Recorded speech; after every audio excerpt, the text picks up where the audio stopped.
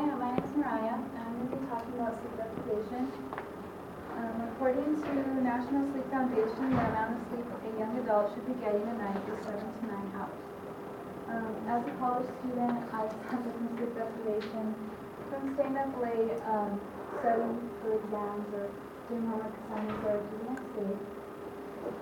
So how many of you actually get 7 to 9 hours of sleep a night?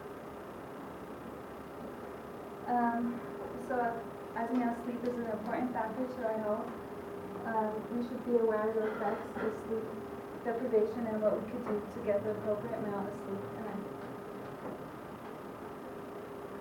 So what I will be talking about is the signs and symptoms of sleep deprivation, some of the factors that keep us from falling asleep at night, and how creating a nightly routine can help you keep a healthy sleeping pattern. So the signs and symptoms can be neurological. So mood alteration, you could have negative mood, such as like not being a morning person, so feeling irritable. People who are sleep deprived have higher levels of depression and anxiety. And there's also a stage where you have like a good mood and you kind of find everything funny. So the physical signs and symptoms could be difficulty waking up in the morning, not waking up with your alarm clock and hitting the snooze button. So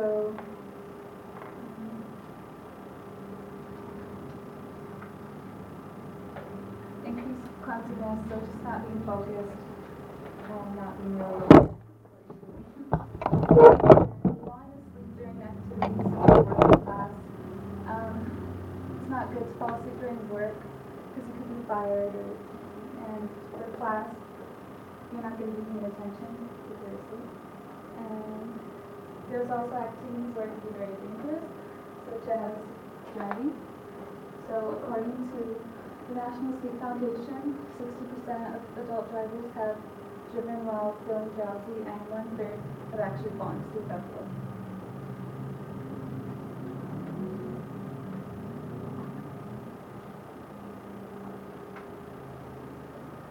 So another thing is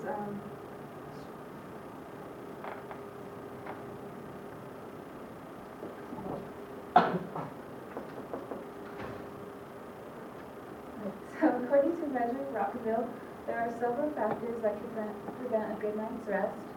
So caffeine, we could use caffeine to block sleep-inducing chemicals such as adenosine, and it could temporarily make us feel more alert, but like in this picture, you keep building up the sleep debt until you just collapse.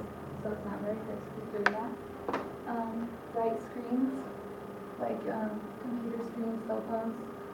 Our brains, we're not nocturnal, so when we see light, we think, okay, it's time to wake up. So our brains don't mess me up. So avoid using those gadgets for 3 to 4 hours before sleep. And you could just read a book instead if you need an activity to fall asleep. Stress and anxiety can also prevent a good night's rest. So postpone brainstorming and worrying.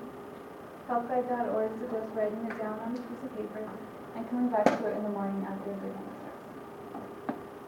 So learn how to manage your thoughts, maybe by using a planner, and you could just organize things so you're not just thinking about it at night.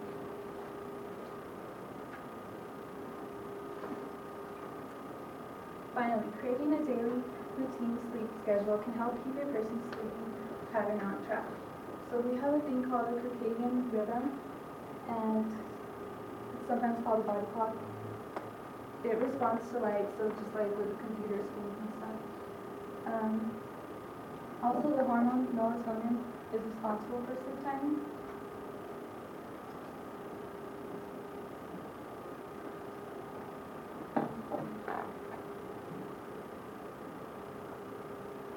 So in order to obtain a healthy circadian rhythm, you have to create a bedtime that allows you to gain the 7 to 9 hours of sleep, and stick to a schedule even on weekends, so wake up at the same time every day and go to bed at the same time. And if you're doing it, you keep doing this, you should be able to wake up at the same time every day with that in 11 o'clock.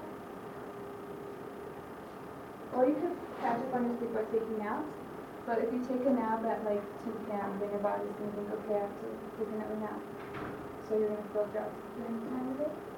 So it's best to stick to it.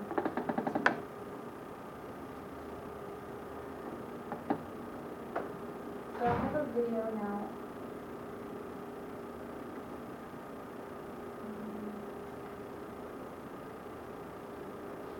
Okay, so in 1959, a music broadcaster named Peter Tripp was staying asleep for 200 hours for a charity event, and so this is just kind of like the final stages.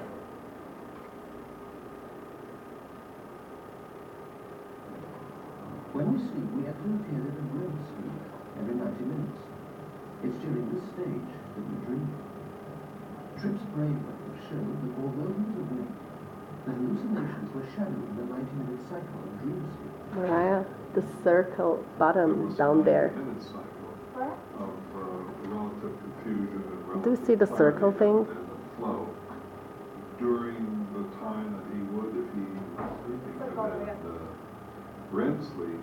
Those were the times he was most likely to hallucinate.